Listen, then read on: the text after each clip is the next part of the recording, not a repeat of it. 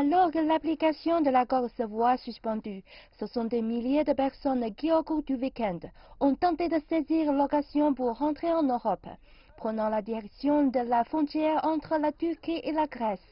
Et lundi, encore plus de candidats au départ s'apprêtaient à tenter le même périple. Nous nous trouvons dans le quartier Fatira à Istanbul. Ici, quelques centaines de réfugiés se sont rassemblés. Ils attendent du bus pour les emmener à la frontière turque avec la Grèce à Edirne. Ils espèrent traverser la frontière et atteindre l'Europe. Nous attendons le bus. Nous ne voulons plus rester en Turquie parce que nous avons honte de les affronter. Les Turcs sont martyrisés en Syrie alors que nous sommes ici à traîner dans les rues. Cela ne devrait pas être le cas. Nous voulons partir dès que possible.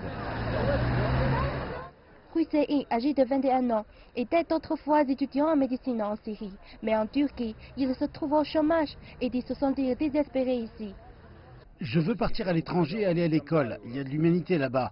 En Syrie, il n'y a pas d'humanité. Assad nous a ruinés, il n'y a plus rien.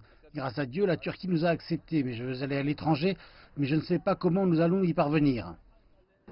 Beaucoup de jeunes hommes savaient que la Grèce avait fermé ses frontières, mais ont exprimé leur espoir, disant qu'ils croyaient que s'ils résistaient, les autorités pourraient éventuellement modifier leur position et les laisser entrer. Mais cela semble peu probable, car lundi, la Grèce a intensifié sa sécurité aux frontières avec des renforts de l'armée, et la police a installé des barbelés le long du poste frontalier de Kastani. Tandis que les réfugiés qui ont essayé de traverser par la mer ont été opposés aux gardes-côtes grecs. Des policiers grecs ont été vus tirant sur l'eau et repoussant un bateau de migrants vers les côtes turques. Et les autorités grecques ont confirmé qu'un jeune Syrien était mort d'après le chavirement du bateau dans lequel il se trouvait. Malgré ces mesures, les autorités grecques ont indiqué qu'environ 1000 migrants avaient depuis dimanche matin réussi à atteindre les îles de la mer Égée. À terre, les affrontements se sont poursuivis le long des frontières, avec des tirs de gaz lacrymogène, une arme communément utilisée par la police anti-émeute grecque.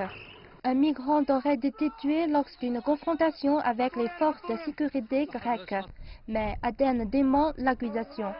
La police grecque affirme avoir arrêté plus de 200 personnes qui tentaient de franchir les frontières et avertit que toute personne tentant d'entrer illégalement dans le pays subirait les mêmes conséquences.